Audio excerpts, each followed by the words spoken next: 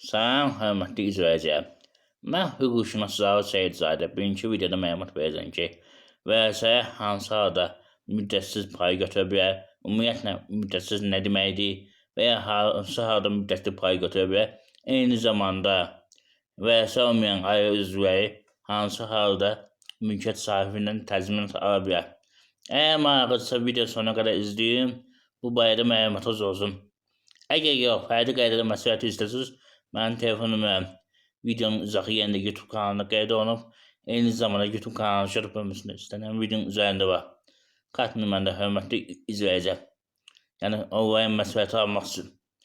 Və beləni keçən mövzuya ki, vərəsəyə hansı halda müddətli pay ala bilər və ya hansı halda müddətsiz pay ala bilər. Amma əvvəlcədən xahiş edirəm videonu bəyənin və YouTube kanalına abunə olun ki, daha çox şəxs bilsin bu barədə. Mənə dəstək olun. Əziyyətin hədər getməsin.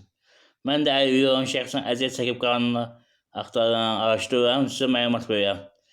Yəni ona görə deyirəm, əziyyət hədər getməsin. Hörmətli izləyicilər. Və yəni keçən mövzuya hansı halda müddətli.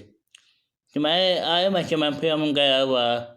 Deməli 26 dekabr 2023-cü ildə qərar qəbul edib ki, həmin gündən mülkiyyət sahibi vəfat etsə, onun evlatları, yəni vərəsələri müddətsiz pay götürə bilər. Yəni bilirsiniz ki, qanunvericiyə əsasən müddət var. 6 ay ərzində pay götürmək. Əks halda iş gedir məhkəməyə çıxır, paylar məhkəmədə bölünür. Nəzərə alın. Eyni zamanda 2023-cü il 26 dekabr tarixinə qədər vərəsəyi payı qəbul edilməmiş şəxslər əgər iş məhkəmələrdə mübahisə gedirsə, onlar şamil olunur. Əgər yox, belə deyək, məhkəmə mübahisəsi gedilmirsə, 26 dekabr tarixindən sonra şamil olunur. Nəzərə alın. Yəni adam 2015-də rəhmətə gedibsə, 2013-də rəhmətə gedibsə, artıq olar şamil olmayacaq. Nəzərə alın. Hörmətli izləyicilər. Əsas məsələlərdən biri budur. Digər məsələ də var. Ailə üzvləri daxil yoxdur, vərəsəyi qəbul edib və etmir və əgər həmin evdə yaşayırlarsa, mülkiyyət sahibi vəfat edibsə, qeydiyyatları varsa, o halda yeni vərəsə gəlib pay qəbul edirsə, onları qeydiyyatdan çıxardırsa, evdən çıxardırsa, mütləq şəkildə həmin şəxslər təzminat ödəməlidir. Hal-hazırda məhkəmələr yəni təzminatı 3 il müddətə hesab edir. 3 il müddət nə deməkdir? Yəni 3 il kirayə pulu hesab edir. Məsəl üçün deyək, həmin ərazidə ev kirayəsi 400 manatdırsa, 400 manatı bu 36 aya nə qədər edirsə, evə təzminat yəni təyin edir. Nəzərə alın. Bunu əlavə qeyd edin ki, misal üçün mülkiyyət sahibi bəydirsə, yəni xanımın həyat yoldaşı əyirsə, birgə nigah dövründə ev alınmışsa, o halda mütləq şəkildə həmin evin 50 faizi qalır xanıma, digər 50 faizi bölünür uşaqlar arasında və ya digər vərəsələr varsa, digər vərəsələr arasında. Eyni zamanda onu qeyd edin ki, ola bilsin şəxs bir dəfə yox, bir neçə dəfə evlənsin, daxil yoxdur. Bir dəfə evlənib, 2 dəfə evlənib, hansı xanımın dövründə alıbsa, həmin dövrdə belə deyəcək, istər birinci xanım olsun, istər ikinci xanım.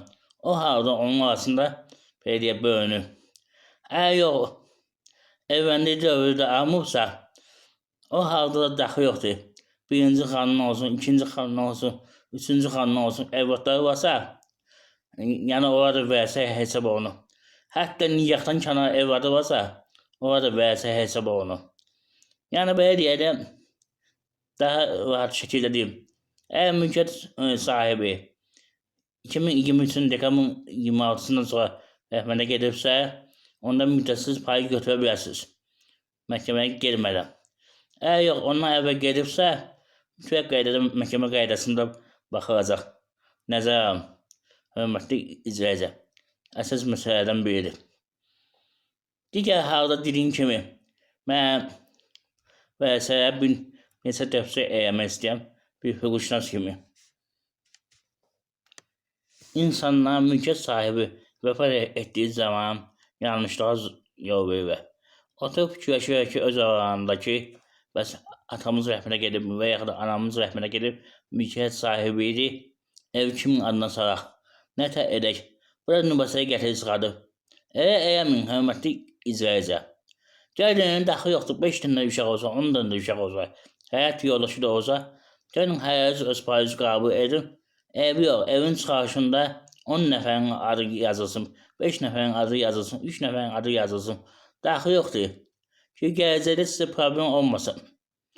Amma nəzərə alın ki, mütləq qaydada çıxarış alın. Boş payı qəbul etməyin.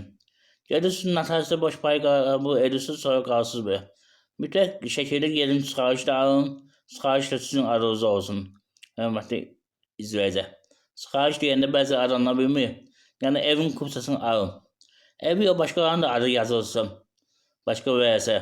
O halda siz təklif edə bilərsiniz ki, mən falan qədər pul verəm, səndən payı alıram.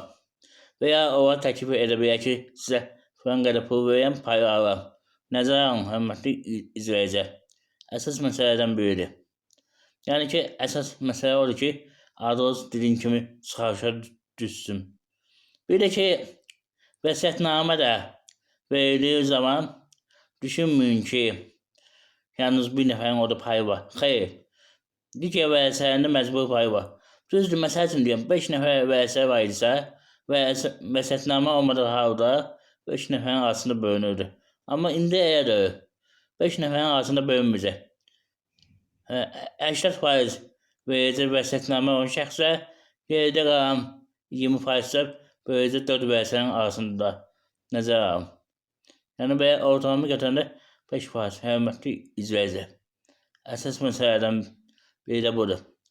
Ətraflı məlumat üçün mənim telefonuma videonun izahı yerində YouTube kanalı qeyd olunub. Eyni zamanda YouTube kanalının YouTube bölməsində istənilən videonun üzərində var.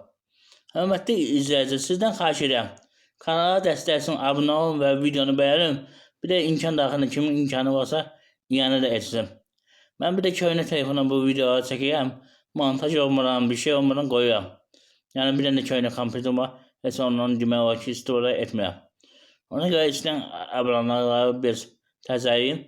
İmkan daxilində kimin imkanı varsa iyanə etsin. Dəstək olsun. Bunun növbəti videolarda demişəm, bunun əvvəlki videolarda. Mənim dünən 40 tanınmış əlləri haqqında araşdırma aparmışam. Yəni həm hüquqşünas kimi, həm əlvi olan şəxs kimi, həm də ki, əl təşkilatının rəhbəri kimi. Həmin kitabı 20 manat satıram. Arzu edən şəxslər müraciət edə bilər. Baxın görün, xaricdə əlvər nətər dolanır, nətər belə bir vəzifədə işləyib, bizdə nətərdir vəziyyət. Belə deyə də hörmətli izləyicilər. Ona görə dəstək üçün abunə olun, qoy hamı bilsin.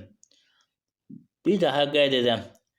Fərdi qaydada məsləhət alması sualları səslə WhatsApp-a göndərin, hörmətli izləyicilər. Və onu da qeyd edin ki, YouTube kanalına abunə olan şəxslər üçün telefonla hüquq məsləhətinin verilməsi 10 manatdır. Diqqətli görə sağ olun, hörmətli izləyicilər. Sağ olun.